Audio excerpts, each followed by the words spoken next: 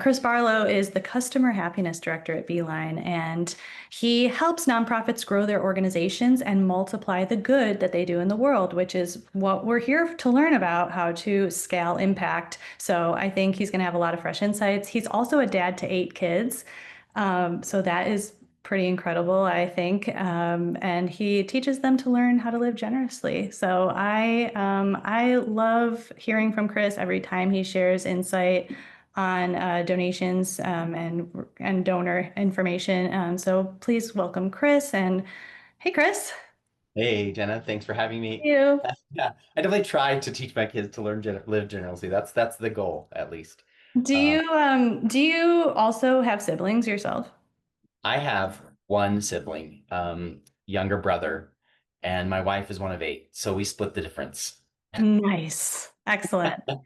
Good to know. Well, I hope you Yeah. have fun here. And if anybody has questions for Chris as he presents, please feel free to send them to the chat, or sorry, the Q&A, preferably, or the chat as well. And we'll talk soon. Great. And I assume everyone can see my screen, but please message or drop something in the chat if you have an issue. Um, so I'm happy and excited that you're here and to be with you. And thank you for your time. And I will do my best to get us done early so that we have time for Q&A and that you guys can get to your break as well. Back in 2005, my now wife Lydia and I were dating, and we're at the point where we knew that I probably should talk to her dad and kind of get his input and blessing on moving forward with getting engaged. And I was studying abroad in Hong Kong at the time, and he was in Germany, which is where my wife's from.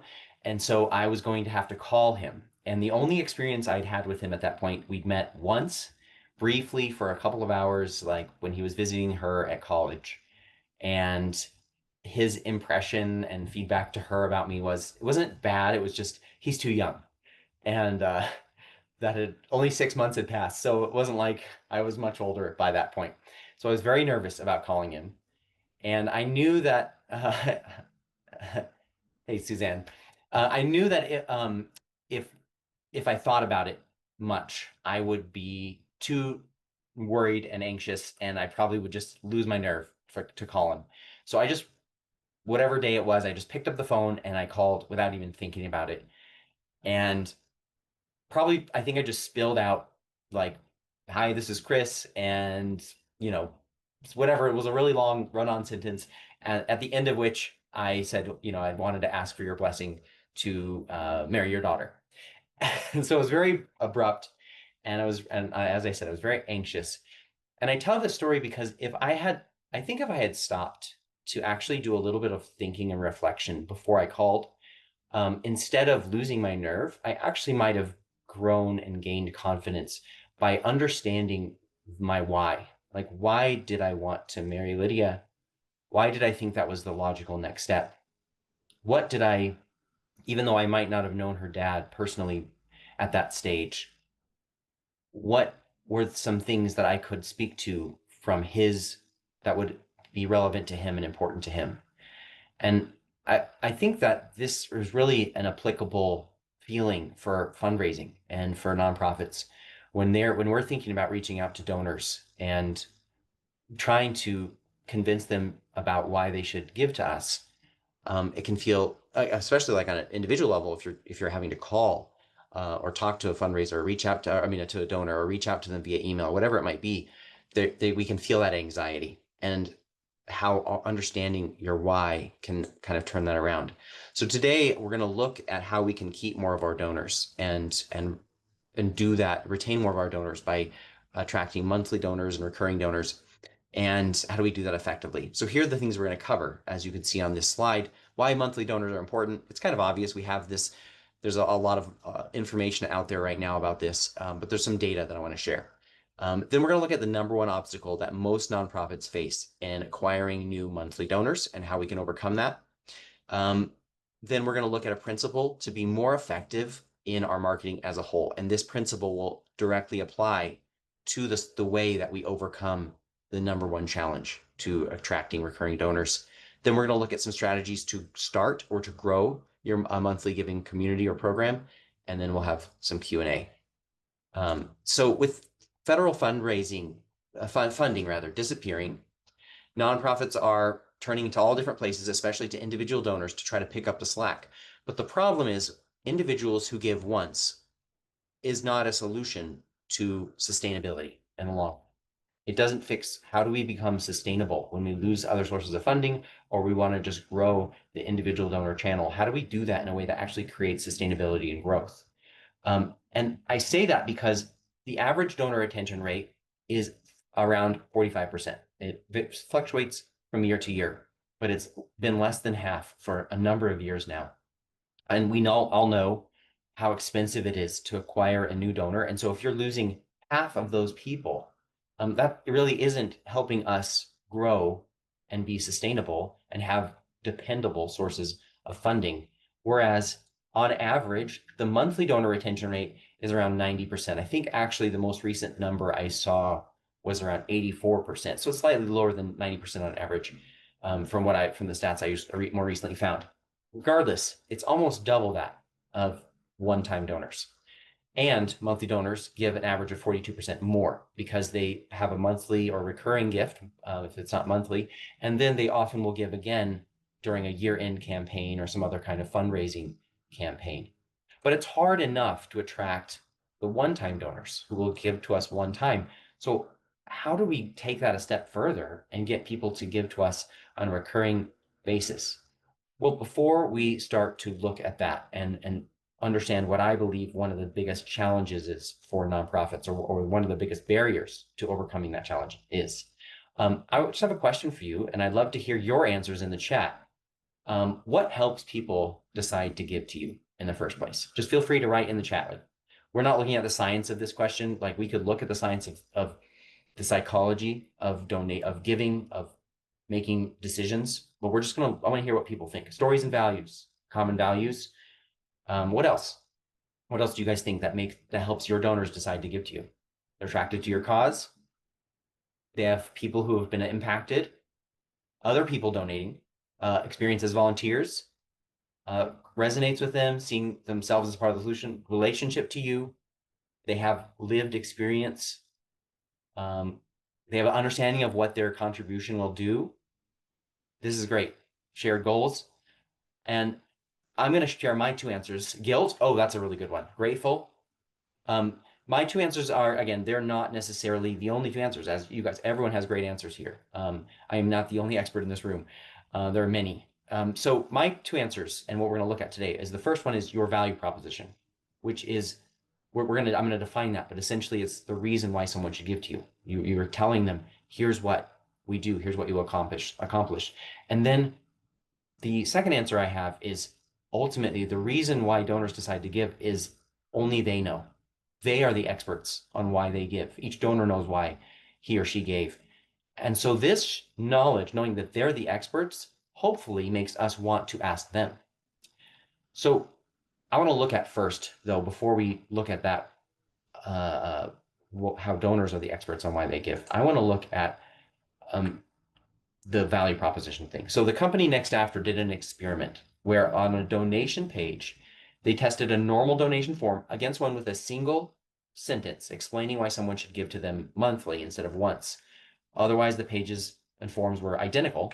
And you can see by simply adding that one sentence, that single sentence on the donation form, they increased recurring giving by 456%.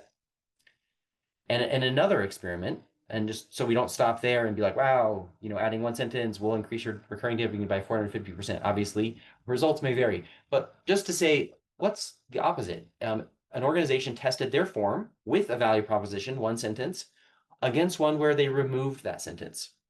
Just to see if we remove the value proposition asking people to give monthly, will that make any difference? Well, indeed it did. By removing that sentence, they reduced their donor conversions by 40%. So it was a success in that they learned they should have a value proposition on there. And you can see how simple that little sentence is. And it didn't just reduce recurring giving, it reduced giving overall. Now, these are just two pieces of data, just two experiments. There's a lot more out there, and a lot of it will support the power of your value proposition. And even common sense tells us that telling someone what their donation will achieve, what it will bring about, is vital. And if we haven't taken time to understand our why and explain it in a way that resonates with donors and is in their best interest, then we are going to struggle to convert donors. And if we don't do this for people in a way that explains why they should give recurring or in a monthly way, then they're not going to want to give in that way either. And I think that this is the number one barrier to attracting more recurring donors. And that is that 86% or so of nonprofits do not have a unique reason for why donors should give to them monthly. Most of us do tell people why they should give in general on our donation page and our emails, but we don't differentiate why they should give on a recurring basis. And there are very different reasons to do that. So we're going to look at this barrier and how to overcome it. But before we do, I want to define what a value proposition is. Oh, and actually, real quick, but if you have to leave today, if you can't stay for the entire session, then you can connect with me. I'm happy to send you any information or questions, answer any questions that you have. You can go to that QR code to grab a free ebook of ours, How to Use Digital Marketing to Find New Donors. You can go download it. You can follow me on LinkedIn, or you can send any questions to me. So just real quick, if you can't stay for some reason, you can connect with me. There will be a recording sent out by Jenna next week. So what is a value proposition? Well, it's the answer to this question. Why should I give to you rather than to another cause or not at all and buy something for myself? And a monthly donor value proposition is this. Why should I give a recurring gift to you and instead of a one-time donation and rather than to some other organization or cause or not at all? And the more clear and simple you answer this question, the more likely a prospective donor will give. But what's interesting, it's not just like how we word this, but it's also just something that I find interesting for us in the nonprofit space is that we are actually competing with for-profit companies for people's disposable income. Now, maybe competing is a wrong word, but when you're buying something for yourself off Amazon, whatever it might be, maybe a new pair of shoes, or maybe you're buying some chocolate, it comes with an obvious return. The value proposition for you buying that product for yourself or for someone is pretty obvious. No one needs to explain to you why you might want to buy a new pair of shoes or some chocolate. But of course, each individual company needs to explain why their chocolate is better than others. So there is an element of needing to put a good value proposition there. But as nonprofits, most of us don't have an obvious return of your investment or of your purchase, surface level desire fulfillment. We're offering something usually far less tangible. Maybe if you're a museum or something else and someone is buying a entrance ticket, it's fairly obvious what they're going to get. But what we're offering in general is built on trust. And our donors usually aren't the recipients of our programs. And so what they're supporting, they're not going to receive. And so they're having to trust what we tell them and rely on the stories we share and the reports we share to see the fulfillment of their trust come to pass. And that's after they've already been a donor. If they've never been a donor, then we really have to go work hard to explain what we're bringing about. And so we're competing with for-profit companies in a way for people and helping them see why being generous will actually be more meaningful to them and bring about more of what they're actually desiring. And so the value proposition is key in starting this conversation. So how do we make our value proposition unique for monthly donors? How do we start to reach people in a different way than just a one-time gift? Well, here's a few things that you can talk about. And again, some of these are obvious, you've probably thought about, but talk about how people can make an impact all year long, a long-term impact instead of the immediate short-term response. We can talk about how our monthly donors, our recurring donors, allow us to have resources in place already. So if a disaster strikes or something changes and we need to respond, we don't have to send out an urgent appeal for something unexpected. We already have them in place. And similar to that is that more of our impact or more of your gift can go towards impact because if we know this is what our recurring donors are supporting us for every month, we can predict, we can budget, then do, we can plan very differently and act very differently in our programs than if we're having to wonder whether we're going to be able to fundraise enough. And we might have to put more effort and time and money into fundraising in order to bring about those goals. And so more of your gift as a donor is going to get to go toward the result you want to see if you are a recurring donor. Another thing we can talk to about is convenience. Like, look, if this is a mission you believe in and you want to keep giving to it, if you think you might give it to it next year too, well, make it convenient for yourself. Make it easier for yourself. Make it set up and automated, and do it on a monthly basis or a yearly basis. And finally, identity. And I'm going to talk a lot about identity later, but essentially we want to talk to people about their identity and who they are as a person and what it means and why becoming a recurring donor connects with that and speaks to that in a very different way than just a one-time donation, which could be done out of a guilt response or a desire for a tax break or all kinds of other reasons that are very different than monthly giving. So before we go into keys to overcome this and how do we write a good monthly donor value proposition, here's 3 examples of some clients that we work with, organizations, for their monthly donor value propositions. So Connected Families change the trajectory of a family every month. They're talking about the long-term ongoing impact. Roots Ethiopia, I love theirs. I think it really encapsulates everything that you might want in a again, a 1-sentence value proposition, which you could have a multi-paragraph version of this too to go into more depth for people. But when you're just having a tagline, I love the fact that they are a global community. So they're using that word community, saying you're part of something that's more than just yourself, you belong to something. People who want to create lasting change. So we're talking about long-term change here in Ethiopia, 1 student and 1 mother at a time. So we're not big, we're not, trying to do this big, capital campaign. We've got millions of dollars here that we're going to go and build all these schools and make this huge splash. No, we're trying to impact the life of 1 student and 1 mother at a time. So it's a small impact or very focused, and it's for long-term generational change. And we do this as a community. So it kind of speaks to all those things about, well, if this is who you are, if you care about this, then this is the community you should look into. A membership-driven organization, IFT, they also use the word community, harness the power of this community to blank, achieve this goal. So you can see some examples here of how these are different, slightly different, but in a meaningful way than a generic, here's a reason to give to us once. So we might put together a monthly donor value proposition, and we might think it's really compelling and that potential donors are going to really respond.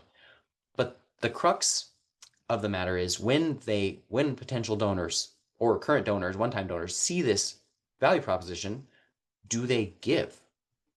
So what we really need is an easy way to step into their shoes.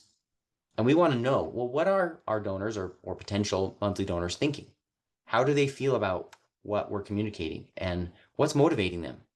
What do they have? What concerns do they have about our organization, about us? Why did they give in the first place if they gave a one-time gift? And at the beginning, when I asked that question, why do people choose to give to us?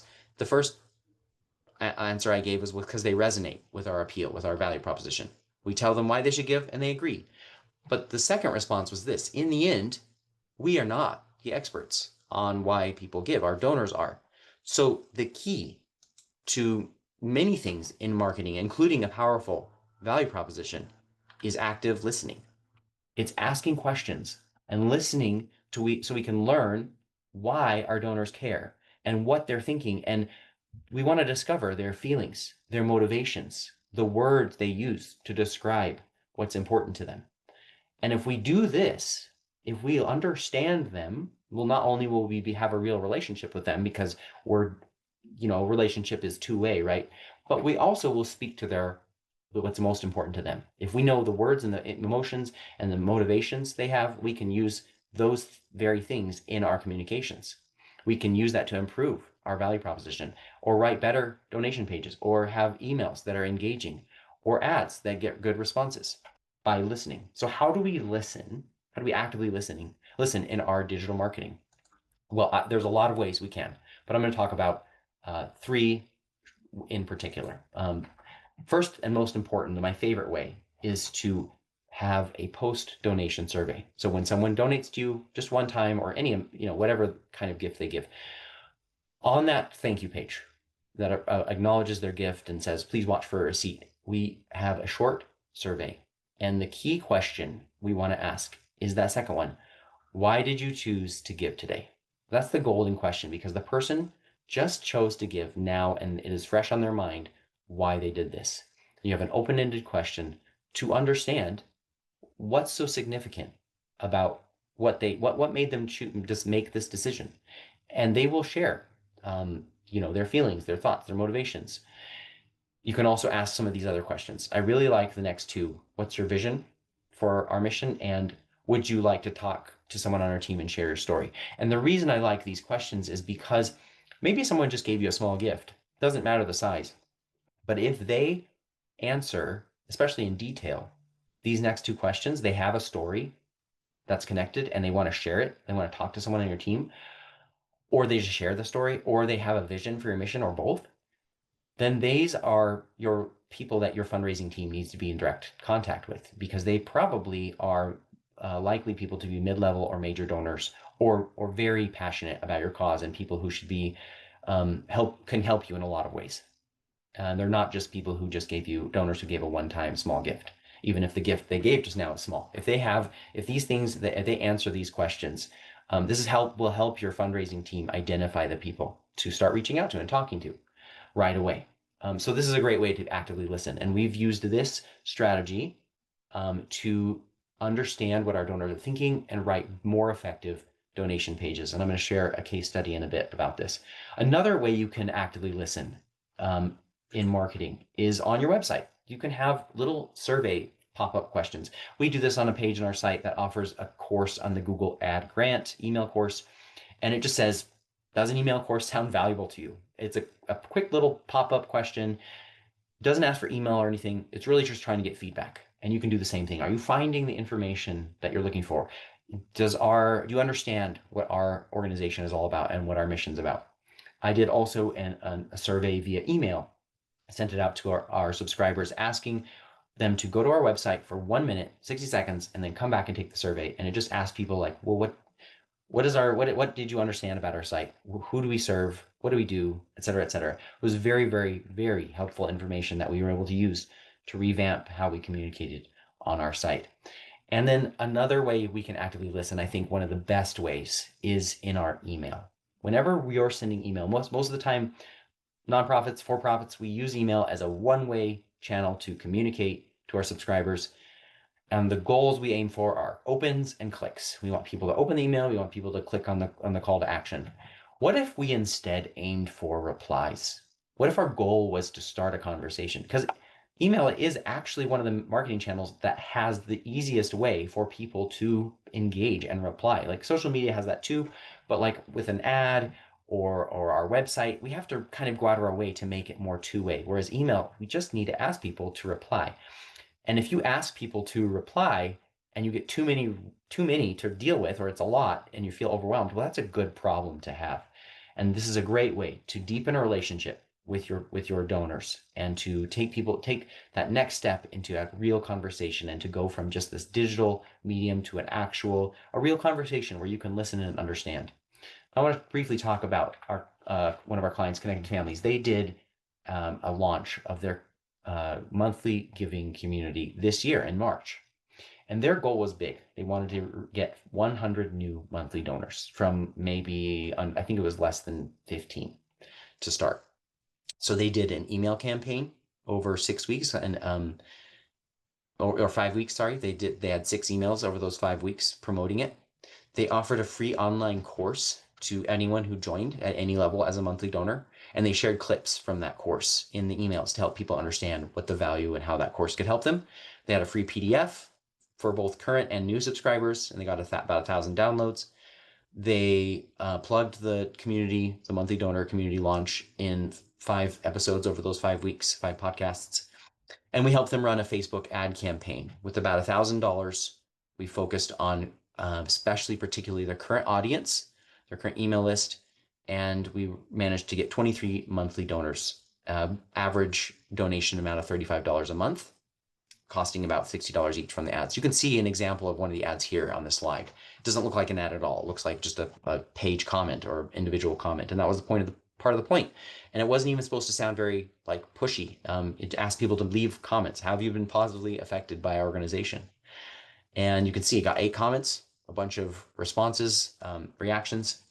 So after these 5 weeks, they managed to get 162 new people in their monthly donor community. 67 of those 162 were people who gave once in the past, and 95 were new. And after 30 days, they lost about 13 people, which is pretty good. That's less than 10%. And we think that they probably lost those people because a lot of them had just joined in order to get access to the free online course, which was fine. Like we expect some attrition. And since then, I think they've added a few more. They haven't done another big campaign push, but they've only lost about 1 per month. So losing 1 per month is over the course of a year out of 162 is, 12 people. That's again, we're talking about retention of over 90%. So let's look at some strategies for how you can start or grow your monthly donor community. We're going to look at the first 30 days post someone's first donation. We're going to talk about stories and identity, as I mentioned we would cover, and then we're going to look at the importance of appealing and accessible asks. So how do we take advantage of the fact that when someone first gives, how do we start to connect them to the identity of our monthly donor community? Well, a lot of you, probably most of you here today, have a welcome series for new donors, a series of emails that are automated, that connect them even more, that thank them, et cetera, et cetera. So how can we use this welcome series to start to talk about our monthly donor community without being too salesy? Well, the first email I recommend sending is, of course, to thank someone, to thank them for their gift and tell a story that shows what they accomplished with their gift, right? We do that. It's important. We shouldn't skip that. Thanking is probably the most important thing we can do. And then we let them know what to expect. Say, over the next week, we're going to tell you more about our organization. We're going to share stories with you and tell you more about the community of people like you who believe in our mission. And you're going to get to hear their stories too. In the next email, I recommend that whoever's name is on your emails, whoever they're being sent from on your marketing team, or whoever's on your team, I recommend they share a little bit about themselves, maybe just a few bullet points, something, or share a personal story, especially if that story connects to why they're involved in this mission, why they care about this cause. When you share some of these bullet points about yourself too, don't do the generic stuff like, well, I love coffee, because everyone says that. Be really specific and unique and try to make it of something, the more specific, the better, and something that can connect to a story. When I do this in my own welcome series, I share some things about myself, like I'm from New Orleans, or my parents are from New Orleans. I grew up in Colorado, and my wife's German, and we try to speak German at home. And I have 8 kids, and I just talk a little bit about each of those things very briefly. And I invite people to reply. My call to action is, I'd love to hear a little bit about yourself. Tell me a little about your story. I get more replies to this email than any other email that I send, and it's really fun to read the responses, to learn more about my subscribers. And if you do the same with your donors, you'll have really enjoyable conversations with people, and you'll take that relationship immediately to the next level. And again, whoever puts their name in the email, they can be the one sharing the story, whether it's your director or someone on your marketing team, etc.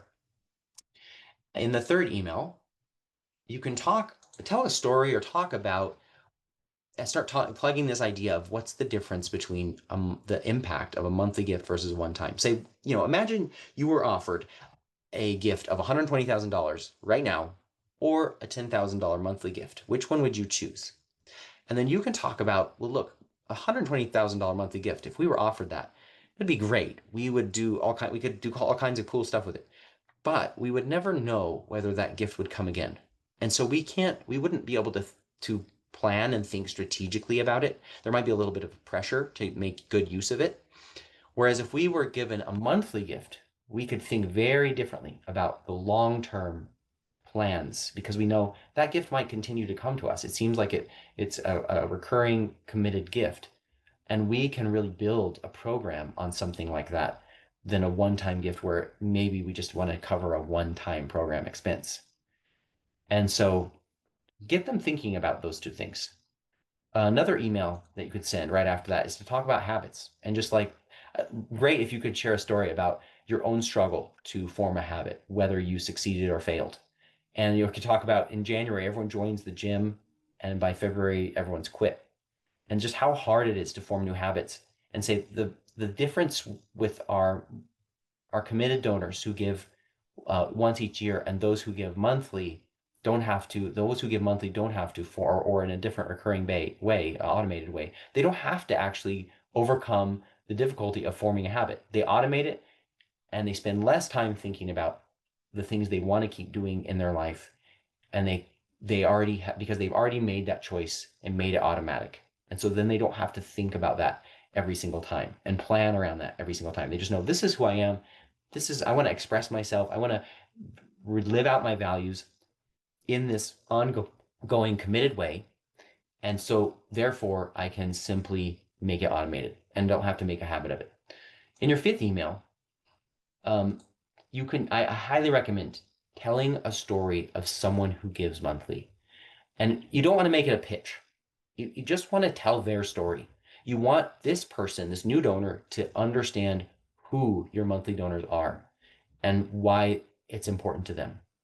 Use a video message if you have it. And you want to start to connect this donor to that community to help them see, hey, if you're like this person and if you resonate with the same values, then you belong. And I'm going to talk about more about that later when I talk about stories and identity. And in the final email, when you have a call to action for someone to join your monthly giving community, talk about two real plans that your organization has. Say, we've got this short-term plan that we'd love to accomplish in the next quarter or 6 months, and we have a long-term plan. And say, which of these two, if you have to pick one, would you think we should do? If we could only do one, reply and let us know what you think is more important. And then tell them, if you choose to give monthly, and if we are able to get enough new monthly donors early in this year or early in this quarter, whatever it might be, we can actually accomplish both goals. And here's why. Because everyone who gives monthly, those first monthly gifts will help us enough. If enough people join, we can accomplish that short-term goal. But because we're getting people to give monthly gifts instead of like a one-time larger gift, we can also start to plan and make a reality the long-term plan and goal that we have.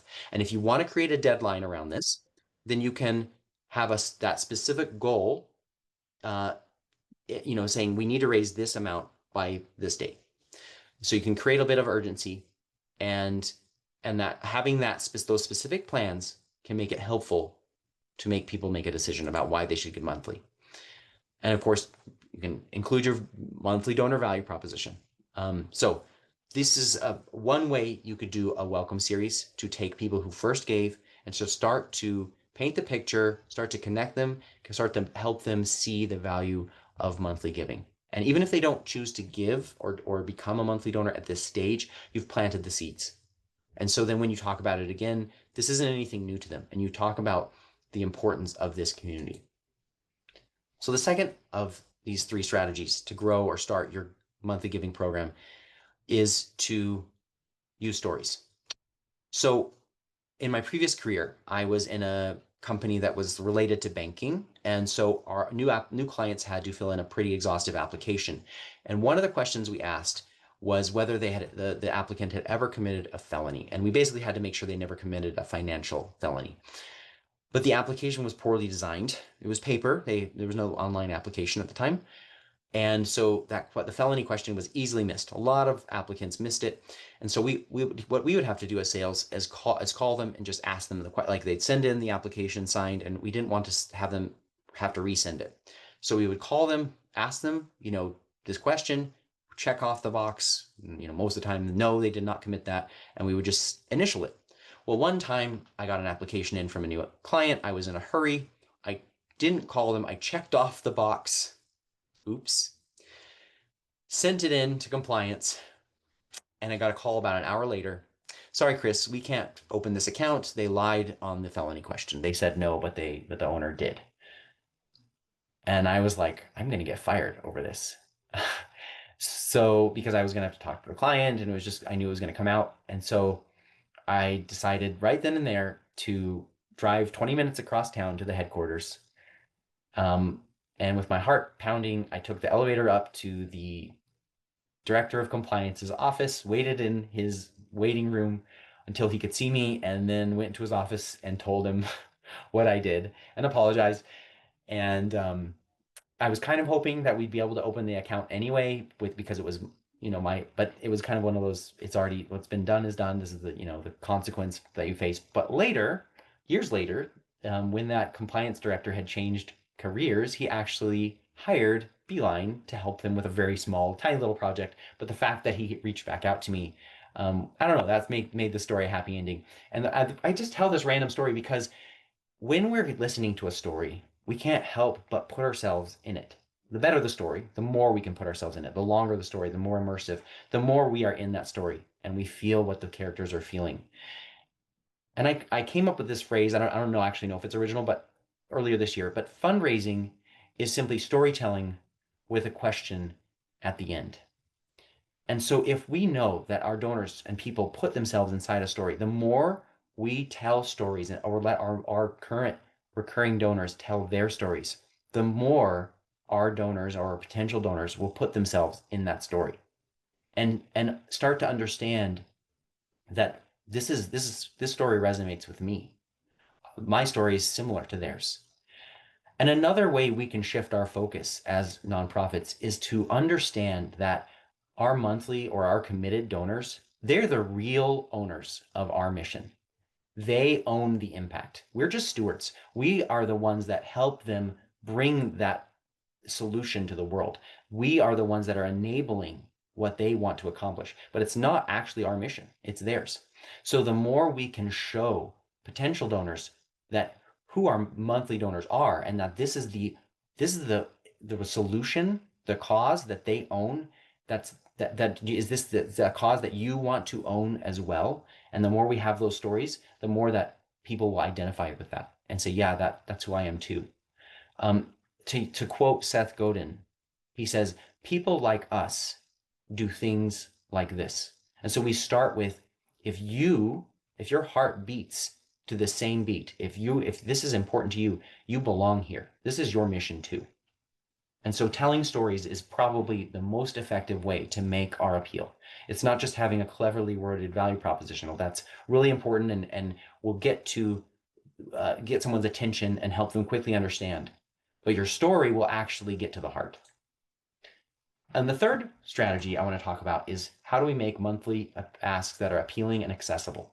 So instead of our forms, when someone puts in the amount they want to give, say $100, if we encourage them to give monthly and they switch over to give monthly and it says give a monthly gift of $100, we're suddenly asking the person to give 10 times more than they were originally planning to give. And so we're effectively asking just for more money. And that is a completely different thing than we want. We don't want people to think we don't actually want to ask people to give more money. Maybe over the long run, but that's not what we're actually asking for now. So if they're planning to give $100, we want our forms and we want our value proposition, we want our donation page to make it clear, like, don't give us $100 monthly, give us $10 monthly.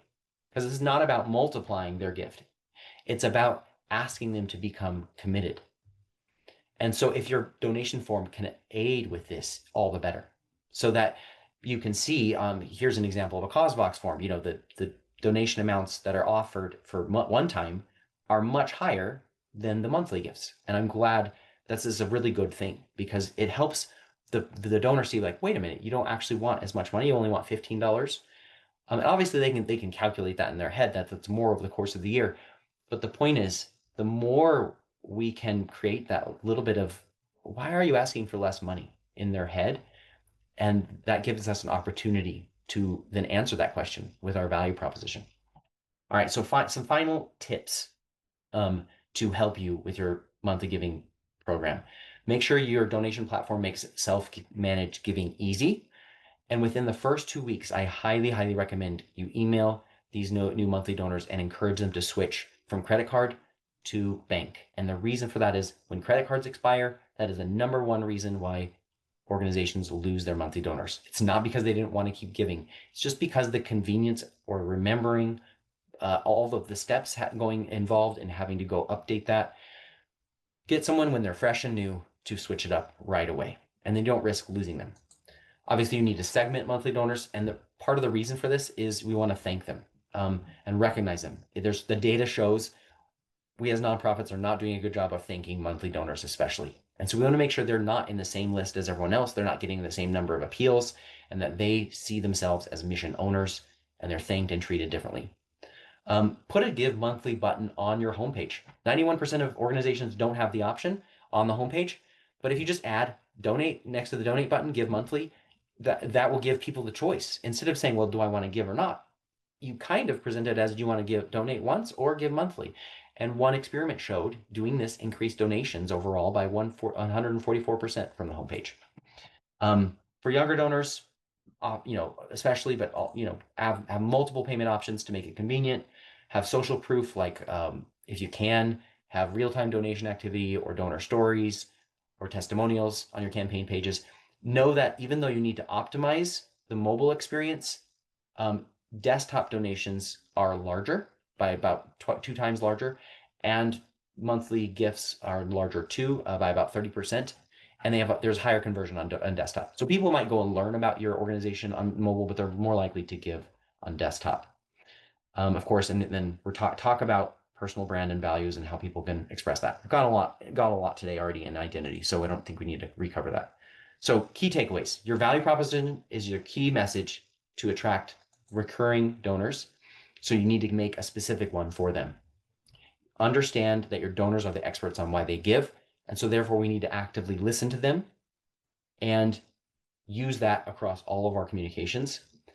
And then if we can invite people or start to plant seeds for a monthly giving community after their first gift, we want to tell stories, especially of who our monthly donors are, and then make asks that are appealing and accessible.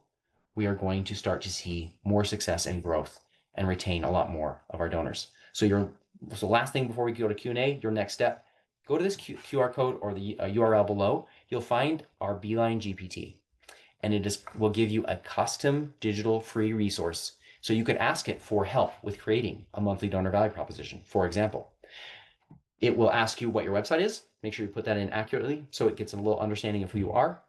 And then you can type in your biggest question or marketing issue right now. It will create a resource for you, which you can then email to yourself. Your data is not saved in this. It's not used to train the GPT model or anything. It's trained on our content and our stuff. So once you email it to yourself, you'll get a follow-up email from me to just see if it was a helpful resource to you and if it was something that you needed. So if we have any more time, I'd love to get any questions from you, Q&A, and then if you didn't if we don't get a chance for questions or your question, then just send me an email and I'll drop my email in the chat right now. Perfect. Yeah. Thanks so much, Chris. I know we went right up to time, but thank you for sharing your storytelling skills with us and all of your insights. It has been fantastic. As always, great information. I think you could see that from our participants here today. So yeah, if you didn't have a chance, I know there were a few in our Q&A, but for those who didn't get questions answered, feel free to reach out to Chris. And thank you again, Chris, for your time today. Absolutely. Yeah. Please email me if you had questions that you didn't get answered.